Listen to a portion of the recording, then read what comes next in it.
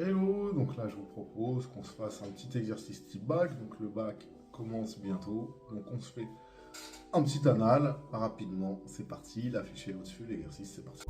Donc là on se propose un petit exercice de géométrie dans l'espace et on nous dit l'espace menu d'un repère orthonormé au IJK d'unité 1 cm. On considère les points A de coordonnées 3, moins 1, 1, B de coordonnées 4, moins 1, 0, C de coordonnées 0, 3, 2 et D de coordonnées 4, 3, moins 2. Il y a le point S de coordonnées 1, 2, 4. Donc le but de l'exercice, c'est de montrer que SABCD D est une pyramide de base ABCD, trapézoïdale et de sommet S. On cherche à calculer son volume. 1. Montrer que les 3 points A, B et C ne sont pas alignés. Rappelez-vous que 3 points A, B et C ne sont pas alignés si les vecteurs AB et AC ne sont pas collinéaires. C'est ce qu'on va montrer. Et donc, je me permets de calculer les coordonnées de AB et de AC. Du coup, AB, on trouve 1, 0, moins 1. Et AC, on trouve moins 3, 4, 1. D'accord? Du coup, je vois que les coordonnées elles sont pas proportionnelles, mais pour le montrer proprement, qu'est-ce que je vais faire? Bah, je vais faire 1 fois 4 qui n'est pas égal à 0 fois moins 3. Et je vais dire que donc les coordonnées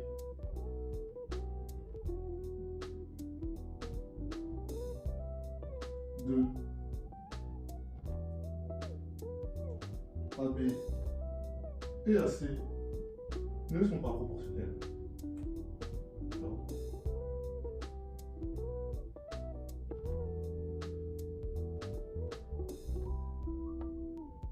Et donc les vecteurs AB et AC ne sont pas collinéaires, donc les points A, B et C ne sont pas alignés.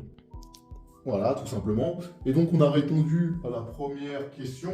Deuxième question, montrer que les points A, B, C et D sont coplanaires. Bon, ça va être assez simple. Alors pour cette question, on veut montrer que A, B, C et D sont coplanaires. Et je rappelle que A, B, C et D sont coplanaires, c'est seulement s'il existe un couple de réels A et B tel que le vecteur AD est égal à A vecteur AB plus B fois le vecteur AC. Bah, moi déjà je vais calculer le vecteur AD et je vais chercher quelles sont ses coordonnées. Et donc je vous laisse les calculer et moi je vais remplir après. Et les coordonnées du vecteur AD, il se trouve que elles sont 1, 4, moins 3. D'accord? Jusqu'à là, il n'y a aucun souci. Et du coup, qu'est-ce que je remarque? Voilà, astucieusement, je remarque, d'accord? Donc, on remarque que AD, c'est égal à 4 AB plus AC. Donc, voilà, mon petit A ici, il vaut 4, mon petit B, il vaut 1. Donc, mes points A, B, C et D sont coplanaires, d'accord? C'est assez facile à remarquer. Sinon, vous devez résoudre un système. Mais là, je pense qu'au talent, on peut y aller. Et donc, c'est plutôt pas mal. Donc, là, ce que je peux dire, A, B, C et D sont coplanaires. Ok. Maintenant, qu'est-ce qu'on va faire? Petit b, on nous demande de montrer que le quadrilatère ABDC est un trapèze de base AB et CD. On rappelle qu'un trapèze est un quadrilatère ayant deux côtés opposés parallèles, appelés les bases. Simplement, on va montrer que les côtés AB et CD sont parallèles. Pour ce faire, on va montrer que les vecteurs AB et CD sont collinaires. Donc il va falloir calculer, évidemment, les coordonnées du vecteur CD. Donc, pour les coordonnées du vecteur CD, vous faites XD moins XC, YD moins YC, ZD moins ZC. Donc finalement, les coordonnées du vecteur CD sont 4, 0, moins 4. Et qu'est-ce que je remarque? C'est que CD égale 4 AB. Donc CD et AB collinéaires. Donc ça, il n'y a pas de souci. Et donc, les côtés AB et CD du quadrilatère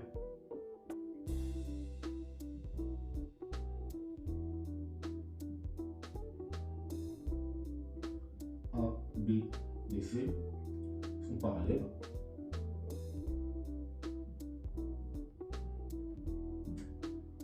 ABDC et donc un trapèze.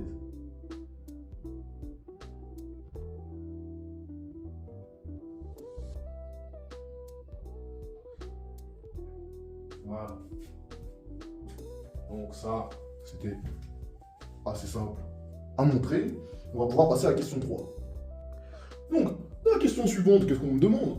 On me demande simplement de démontrer que le vecteur n de coordonnées 2, 1, 2 est vecteur normal au plan ABC. Comment je montre qu'un vecteur est normal au plan ABC? J'ai juste à montrer qu'il est orthogonal à deux vecteurs non collinéaires du plan ABC. Autrement dit, je dois montrer que n est orthogonal à AB et n est orthogonal à AC.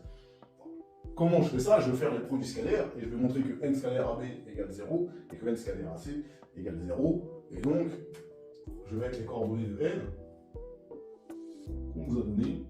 Donc, n, ses coordonnées sont 2, 1, 2, d'accord? Et je vais faire les produits scalaires tout de suite et je les affiche pour gagner du temps. Et donc, on a fait le produit scalaire. N scalaire AB, donc je vais faire 2 fois 1 plus 1 fois 0, ici, plus 2 fois moins 1. Évidemment, ici, ça fait 2 plus 0 moins 2, ça me donne 0, donc n est orthogonal à AB.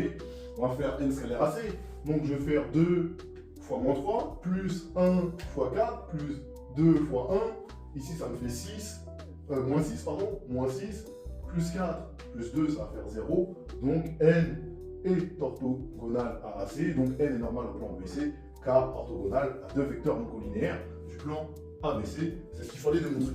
Derrière, qu'est-ce qu'on nous dit? On déduit une équation cartésienne du plan ABC, donc on va répondre immédiatement. Mais rappelez-vous, pour donner une équation cartésienne d'un plan, il vous faut un vecteur normal et un point du plan. C'est tout ce qu'il vous faut. Alors, sur cette question, voici comment on procède. On rappelle le vecteur normal. N de coordonnées 2, 1, 2 est normal au plan ABC.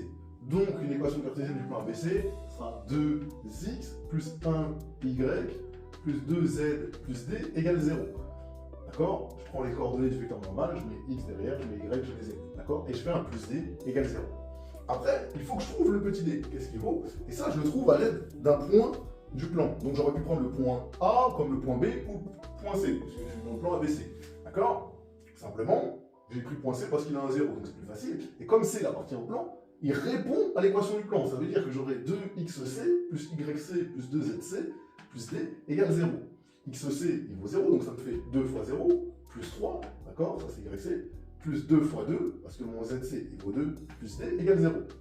Quand je calcule tout ça, ça me donne 7 plus d égale 0, ça fait que d égale moins 7, et finalement, j'ai juste à remplacer d par moins 7 dans l'équation cartésienne, donc j'ai une équation cartésienne de ABC qui est 2x plus y plus 2z moins 7 égale 0. Rappelez-vous qu'il y a une infinité d'équations cartésiennes, celle-là, c'en est qu'une.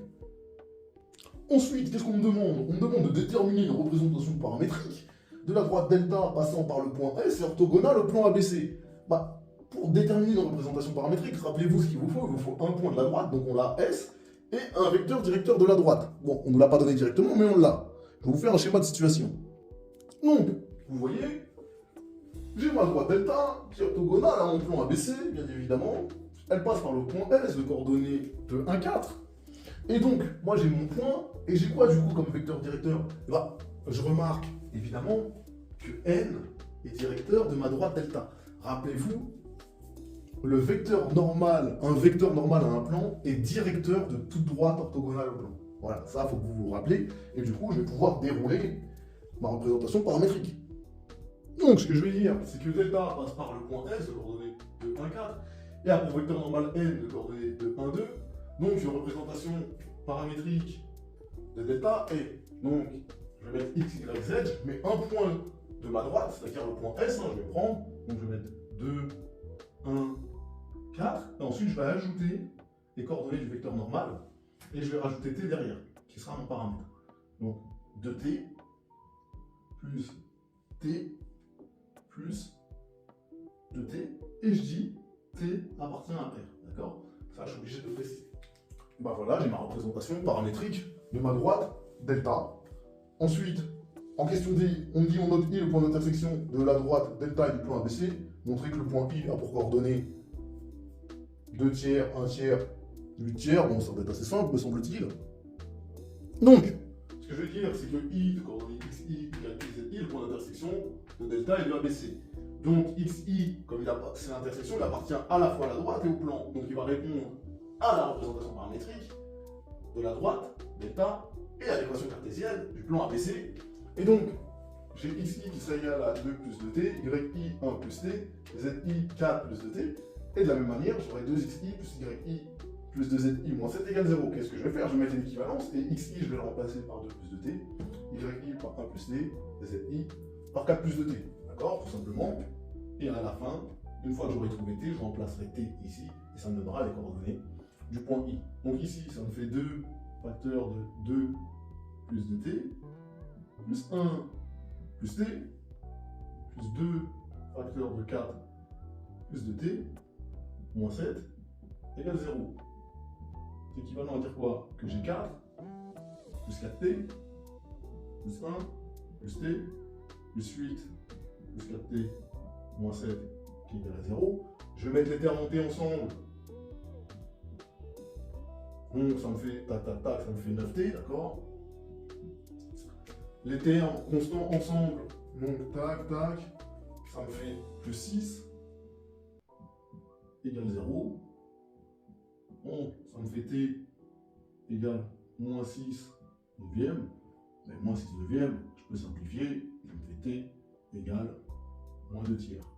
Et maintenant, qu'est-ce que je vais faire? Je vais remplacer t par moins 2 tiers ici. Donc, si je remplace t par moins 2 tiers ici, je vous laisse faire le calcul, je vais le faire de tête. Du coup, ça me fait 2 plus moins 4 tiers. Et ça, qu'est-ce que ça me donne? Ça va me donner 2 tiers, d'accord? Donc, je remplace. Donc, j'ai xi ici, ça me fait 2 tiers. Ensuite, vous faites la calculatrice. Moi, je vais le faire de tête. Donc, ça me fait 1 plus moins 2 tiers, sachant que 1, c'est 3 tiers, donc ça me fait 3 tiers moins 2 tiers, ça me fait 1 tiers. D'accord? Il n'y a pas de difficulté. Et zi, pareil, je fais la calculatrice. Moi, je vais le faire de tête. D'accord? Si t il vaut moins 2 tiers, ça me fait 4 plus moins 4 tiers. 4, si je dois le mettre évidemment sur 3, ça me fait 12 tiers. 12 tiers moins 4 tiers, ça me fait 8 tiers. Et donc, voilà, j'ai les coordonnées dans mon point I, qui sont données ici. 2 tiers, 1 tiers, 8 tiers. Il me semble que c'est ce qu'il fallait démontrer. Donc, il n'y a pas de souci. Donc, la question qui suit, on nous demande une question en fait de montrer que la longueur SI est égale à 2 cm. Bien évidemment, ce sera assez simple. La longueur SI, c'est égal à la norme du vecteur SI. Donc, je vais écrire que SI, c'est égal à la norme du vecteur SI. Et je me rappelle que la norme du vecteur SI, c'est la racine carrée du x du vecteur SI au carré, plus le y du vecteur SI au carré, plus le z du vecteur SI au carré. Je vais me rappeler le vecteur SI, je vais calculer ses coordonnées, et après j'aurai plus qu'à remplacer. Donc j'ai calculé les coordonnées du vecteur SI, j'aurai moins 4 tiers, moins 2 tiers, moins 4 tiers. Donc là maintenant, là je vais remplacer par moins 4 tiers, donc j'aurai la racine carrée de moins 4 tiers au carré, plus moins 2 tiers au carré, plus moins 4 tiers au carré, et quand vous calculez, ça vous donne 2. Donc ici, comme on est en centimètres, on l'a précisé, c'est 2 cm. Lorsque vous n'avez pas une unité, vous mettez 2 unités de longueur. La dernière question, on dit vérifier que le proche orthogonal h du point B a pour coordonnées 3, 3 moins 1. Donc si h est le proche orthogonal de B sur la droite DC, il y a deux choses qu'il faut comprendre pour h. C'est non seulement que vous avez h qui appartient évidemment à la droite DC, et la deuxième chose, que vous avez du coup BH et DC qui sont orthogonaux. D'accord? Autrement dit, les droites BH et DC sont séquentes en H. Mais pour le montrer, j'ai ces deux choses à vérifier avec H qui aura les coordonnées 3, 3, 1. Ça va être assez simple à faire en fait. C'est assez simple. Pourquoi? Déjà, pourquoi H appartient à DC avec les coordonnées 3, 1, 1 je vais simplement, moi, donner une représentation paramétrique de la droite DC ou la droite CD. Donc plutôt de la droite CD, puisque j'avais calculé les coordonnées du vecteur CD tout à l'heure. Du coup, je rappelle, hein, le vecteur CD, ses coordonnées c'était 4, 0, moins 4. Et je sais que ma droite elle passe par le point C de coordonnées 0, 3, 2. Donc, une représentation paramétrique de CD est x égale 4t, y égale 3, z égale 2 moins 4t avec t appartenant à R. Je vais vérifier que H appartient à CD. Je mets les coordonnées de H qui sont proposées 3, 3, 1.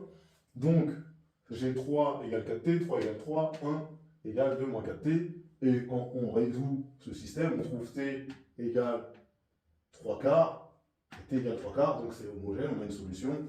Et donc H appartient à CD, et je pourrais même dire que H c'est le point de paramètre 3 quarts.